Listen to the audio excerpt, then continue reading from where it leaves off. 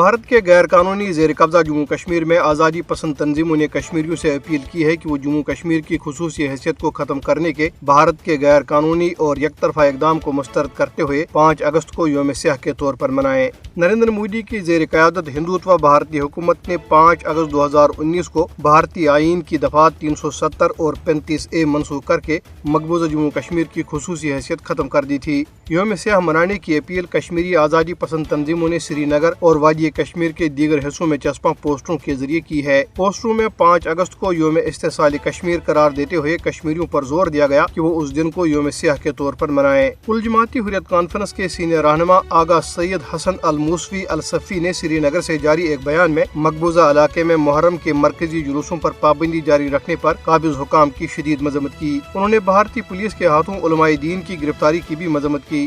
کل جماعتی حریت کانفرنس کے دیگر رہنماؤں عبدالاحد پرہ، غلام محمد خان سوپوری، محمد یوسف نقاش، عمیر الاسلام، خادم حسین، سید سبت شبیر کمی اور ڈاکٹر مصعب نے اپنے بیانات میں بھارتی فوجیوں کی طرف سے بے گناہ کشمیریوں کے بے دریغ قتل، گرفتاریوں اور دیگر مظالم کی مذمت کی۔ انہوں نے عالمی برادری پر زور دیا کہ وہ بھارت پر دباؤ ڈالے کہ وہ تنازع کشمیر کو مزید تاخیر کے بغیر حل کرے۔ دریاسنا بھارتی پولیس نے سری نگر میں احتجاجی مظاہرے کے دوران گجر بکروال برادری کے کئی افراد کو گرفتار کر لیا۔ گجر بکروال بڑی تعداد میں پریس انکلیو میں جمع ہو کر مودی حکومت کی امتیازی پالیسیوں کے خلاف احتجاج کر رہے تھے۔